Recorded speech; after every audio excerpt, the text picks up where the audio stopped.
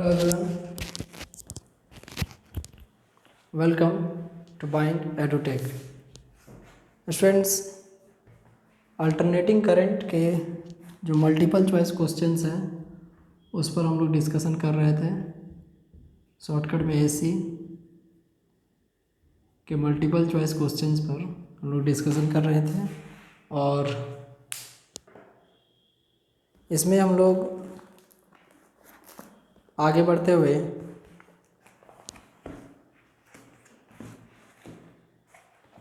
आज का जो फर्स्ट क्वेश्चन है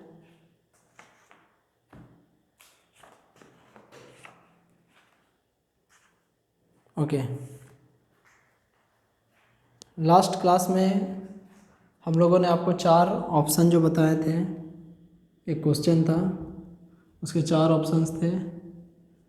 फर्स्ट में RC, सेकंड में L/R, थर्ड में R/L and fourth one √LC। इसमें जो ये 4 आपको ऑप्शन दिए हुए हैं, पूछा गया था कि किसका डायमेंशन, इसमें से किसका डायमेंशन आखिर टाइम के बराबर नहीं है। तो इसका आंसर आपको आएगा option number C, R/L। Last video lecture में रेजिस्टेंस R, कैपेसिटेंस C और इंडक्टेंस L, इसका डायमेंशन हम लोग ऑलरेडी फाइंड आउट कर चुके थे और एक एक करके इसके जो डायमेंशन से रिलेटेड क्वेश्चंस में हम लोगों ने जो वैल्यू हम लोग को ऑलरेडी प्रोवाइडेड है, तो सारे वैल्यूज़ को पुट करने के बाद यदि आप बोले तो यहाँ पर हम लोग जैसे कैपेसिटेंस का डायमेंशन लिखे हैं M-1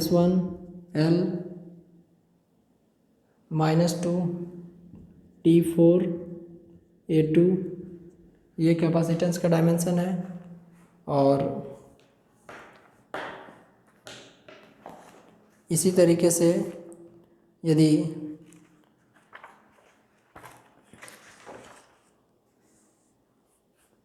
रेसिस्टेंस का डायमेंशन फाइंड किया जाए, R = जो V/I से आता है, तो देन रेसिस्टेंस के बाद एक टर्म है इंडक्टेंस। तो रेसिस्टेंस और इंडक्टेंस दोनों का यदि डायमेंशन फाइंड किया जाए तो रेसिस्टेंस का डायमेंशन हम डायरेक्ट आपको यहाँ पर बताएंगे कि ये आपको आता है ML2T-3 A-2 और इंडक्टेंस का डायमेंशन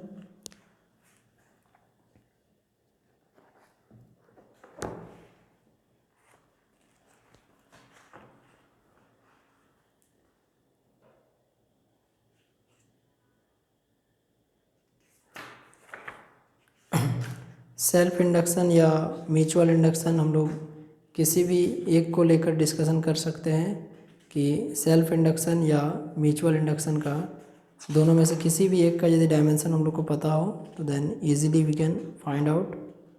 तो सेल्फ इंडक्शन का dimension ML2T-2 A-2, ML2T-2 A-2। अब एक एक चीज़ को हम लोग देखते हैं। जैसे फर्स्ट ऑफ ऑल RC के बारे में यदि डिस्कशन करें, देखिए RC, R का और C का डायमेंशन को मल्टीप्लाई कीजिए,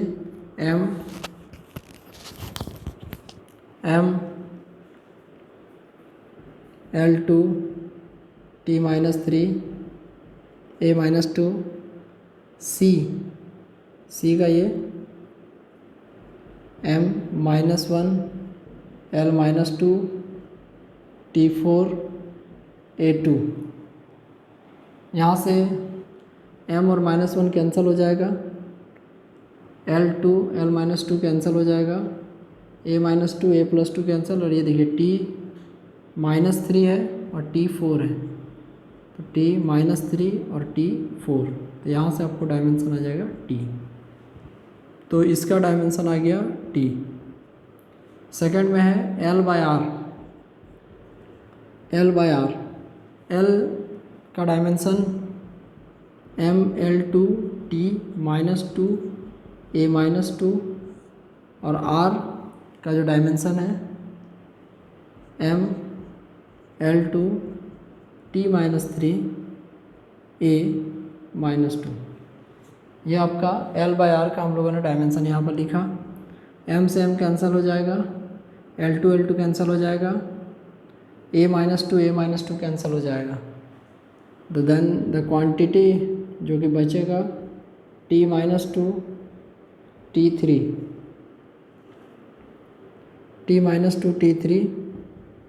तो ये आपको बचेगा ओनली T।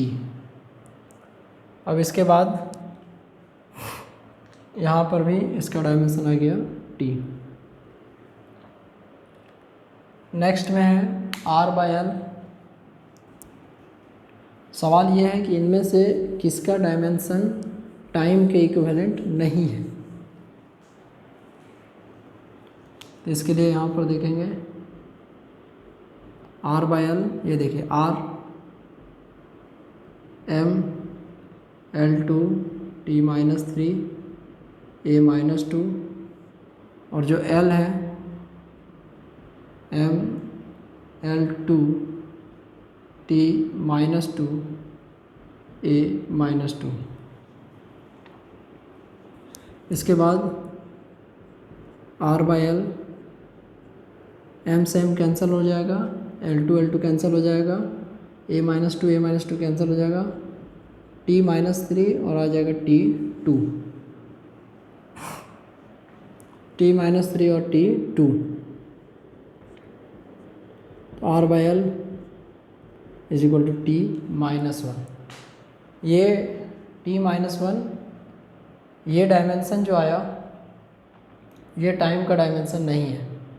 वैसे फ्रीक्वेंसी का होता है the reciprocal of time period is called frequency, the reciprocal of time period is called frequency. यहाँ पे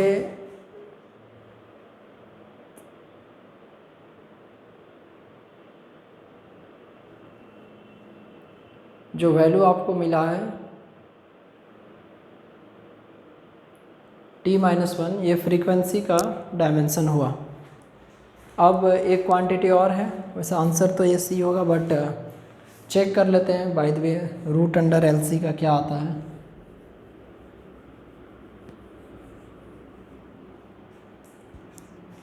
√LC तो √L ML2 T-2 A-2, और C के लिए लिखेंगे M-1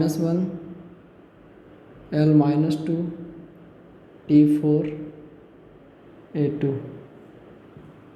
तो इसको यहाँ से यदि सॉल्व करें M-1 कैंसिल हो जाएगा, L2 L-2 कैंसिल हो जाएगा, और A-2 A+2 कैंसिल। देखिए आपके पास बचेगा T-2 T4,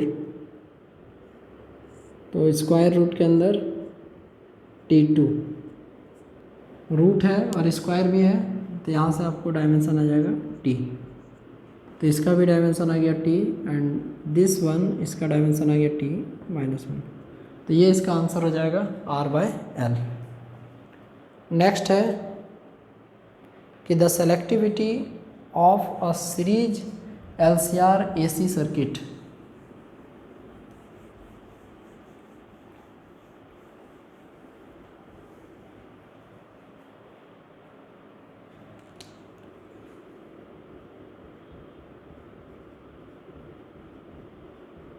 The selectivity of series LCR AC circuit is large.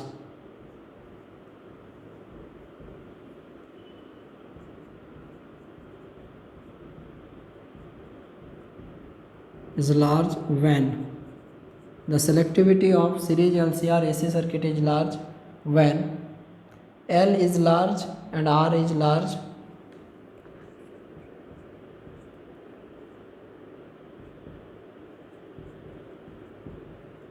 L is large and R is large.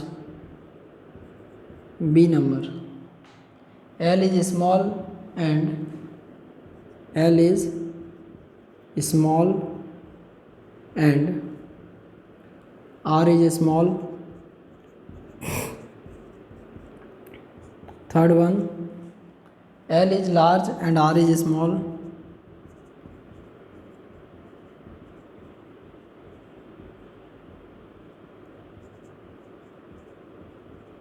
L is large and R is small.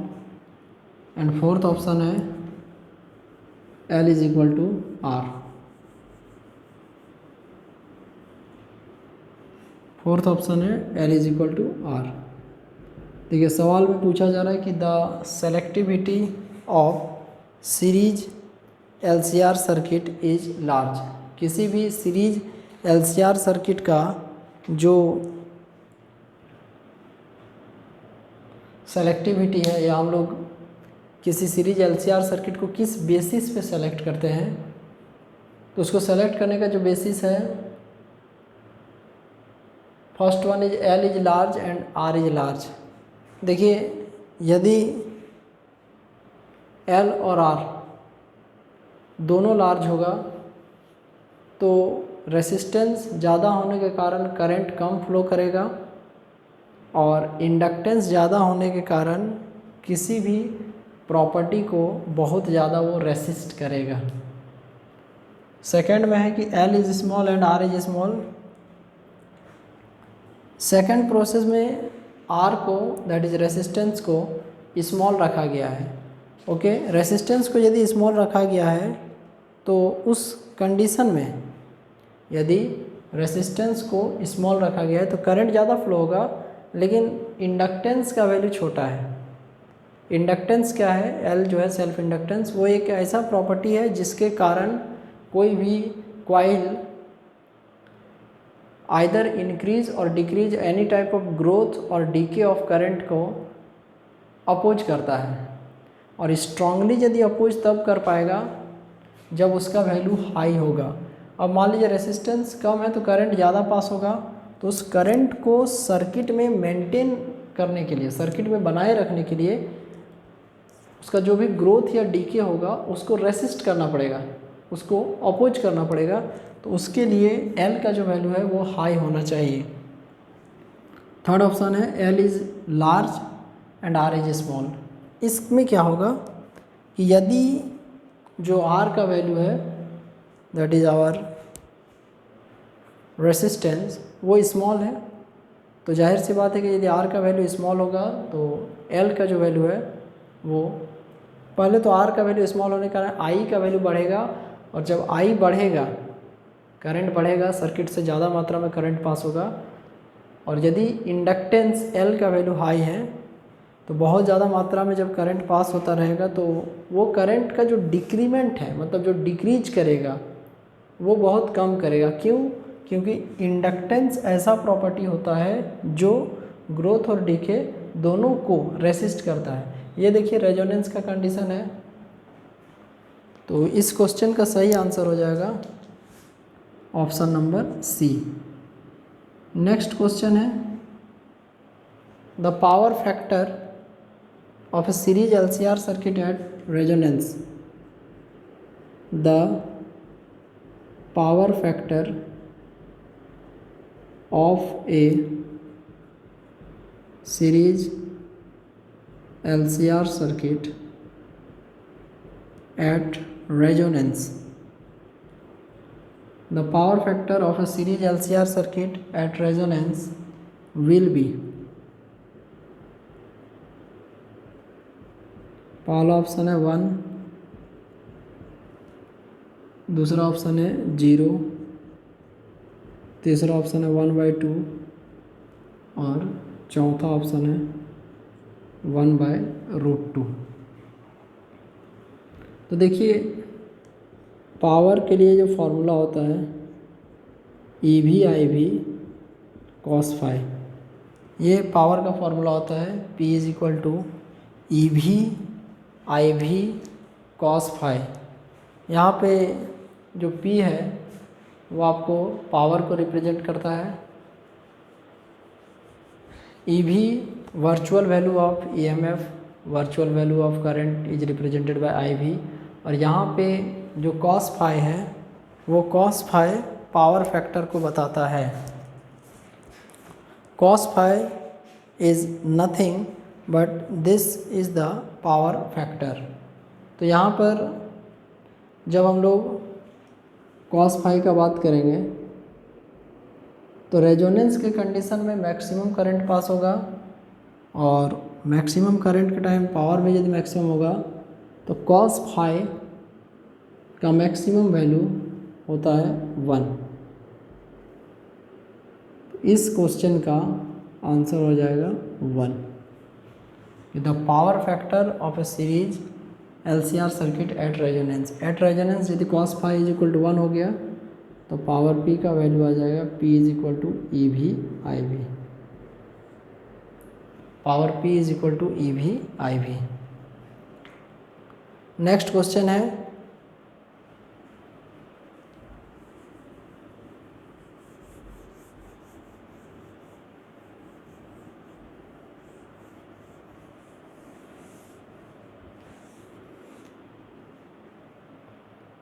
in a circuit the phase difference between the alternating current and source voltage is pi/2. In a circuit the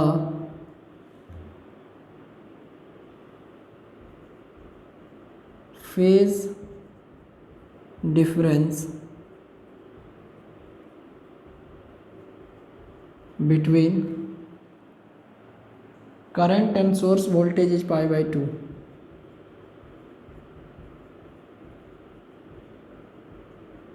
Current and source voltage is pi/2.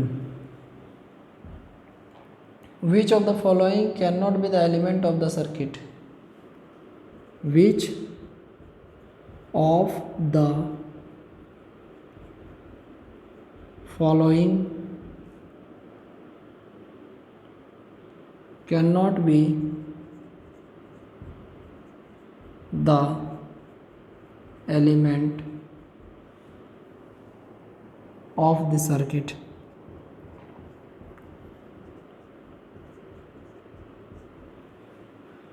देखिए phase difference दिया हुआ है current और source voltage के बीच में pi/2।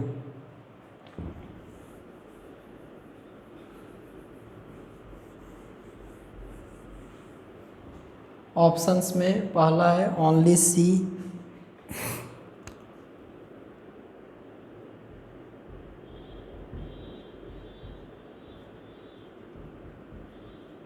Only C, दूसरा है only L,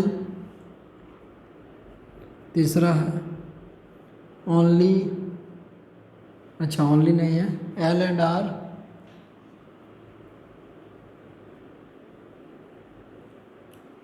और चौथा है L and C।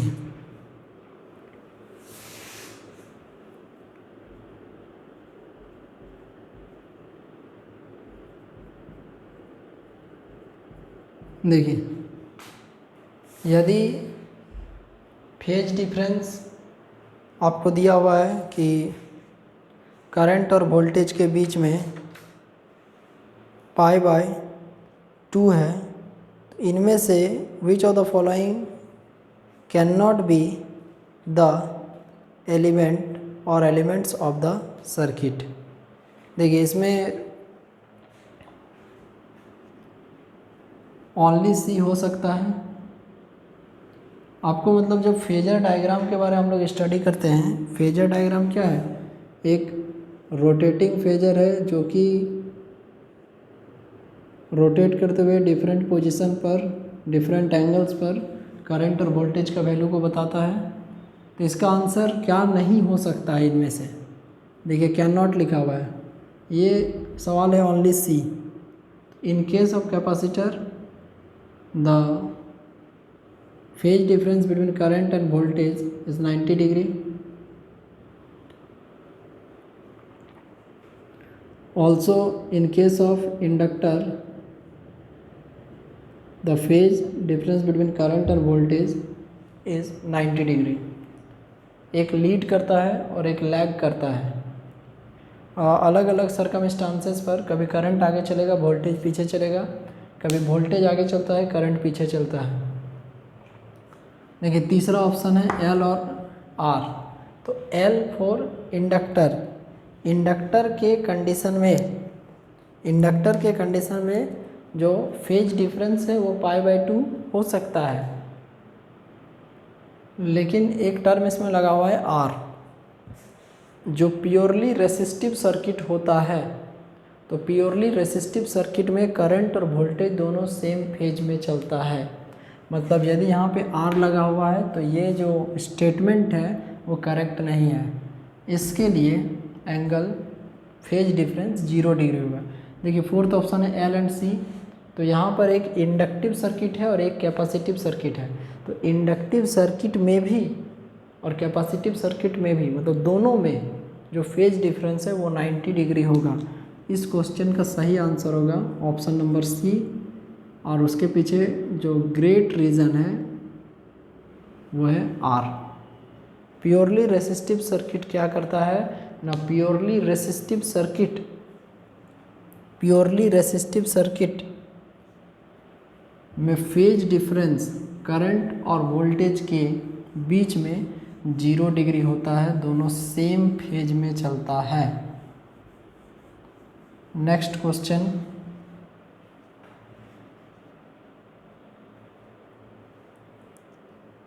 when AC is passed through inductor then voltage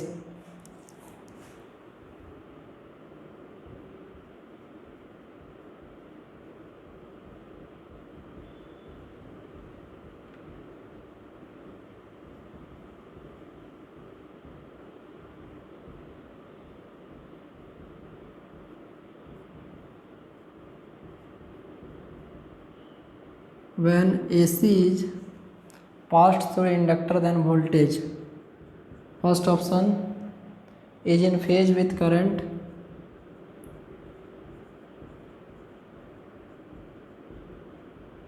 is in phase with current। दूसरा leads current by angle π/2, leads current by π/2, lags current by pi, lags current by pi।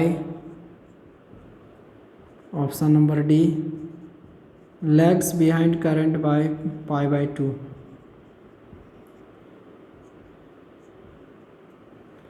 देखिए यदि हम लोग कोई inductive circuit को consider करें, कोई ऐसा सर्किट जिसमें सिर्फ और सिर्फ एक इंडक्टर लगा हुआ है, तो मैथमेटिकल फॉर्म में यदि उसका डेरिवेशन किया जाएगा,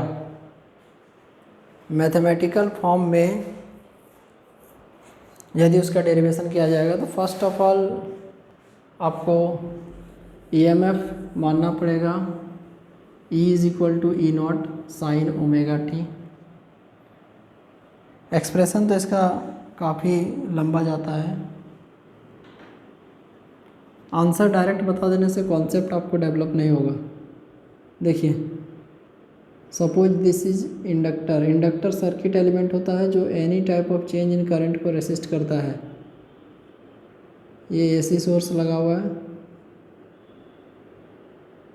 एल से डिनोट कर रहे हैं। तो first of all EMF E is equal to होता है E0 sine omega T.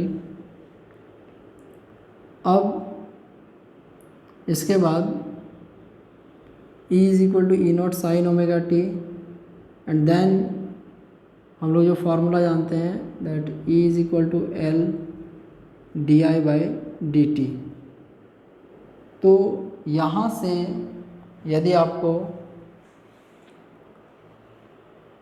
I का वैल्यू निकालना है या डिफरेंशिएट करके, आप फर्स्ट ऑफ ऑल ऐसा काम कर सकते हैं कि पहले आप I is equal to I not sine omega t consider कर लें, एंड देन आफ्टर आप यदि चाहें तो वैल्यू को कैलकुलेट कर सकते हैं ईएमएफ का। तो मान लीजिए यदि हम लोग शुरू में ही I इज इक्वल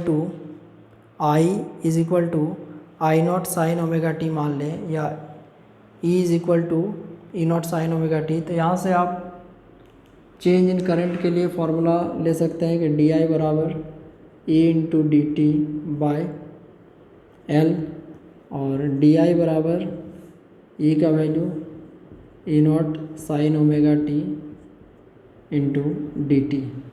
फिर साइन ओमेगा टी का डिफ्रेंसिएशन आ जाएगा, इंटीग्रेशन करना पड़ेगा इसमें, क्या कि डी आई को आई यदि करना है तो इंटीग्रेशन कीजिएगा तो माइनस में आ जाएगा, minus cos omega T by omega. तो फिर इसको जब साइन के फॉर्म में देखेंगे तो एंगल लैग करेगा। तो इस क्वेश्चन में इसका आंसर हो जाएगा, ठीक है, कि मतलब लास्ट में जो आंसर आएगा वो पीछे जाएगा। इसका फेजर डायग्राम यदि आपको बना के बताएं, देखिए ये रोटेटिंग डायग्राम फेजर डायग्राम होगा। इसका कैलकुलेशन अभी कम्प्लीटली आपको थ्योरेटिकल पोर्शन में मिलेगा। हाँ, लेकिन प्रोसेस यही होगा, आप यदि चाहें तो डिफ्रेंसिएशन से भी निकाल सकते हैं। कैसे? तो यदि आप शुरू में ही I is equal to I not sine omega T मान लेते हैं तो इस आई का वैल्यू आप यहाँ पर बैठा सकते हैं, then easily you can find out. इसका फेजर डायग्राम में आप देखेंगे कि ये ई आर एम एस को बताएगा और ये आई आर एम एस को। तो leads current by angle pi by 2, मतलब यदि किसी सर्किट में हम लोग एक इंडक्टर को लगाएंगे तो उस सर्किट में ऐसे बोल सकते हैं कि जो वोल्टेज है वो लीड करेगा और जो करंट है वो लैग करेगा। कितना से? तो एंगल पाई बाय 2 से, that is equal to 90 degree. इसी पर रिलेटेड यही क्वेश्चन में यदि सपोज कीजिए कि हम लोग इंडक्टर को यदि कंसीडर करते हैं कि किसी एसी सर्किट में यदि एक इंडक्टर को लगा दिया जाए and that AC circuit is called purely capacitive circuit. जैसे इसको हम लोग इंडक्टिव सर्किट से नाम बताते हैं, उस सर्किट को प्योरली कैपेसिटिव सर्किट कहेंगे। तो यदि हम लोग किसी सर्किट में सिर्फ एक कैपेसिटर लगा देंगे तो फेज और करंट के बीच में कैसा एंगल होगा। नेक्स्ट क्लास में इस पर डिस्कशन होगा। Take care of yourself. Thank you very much.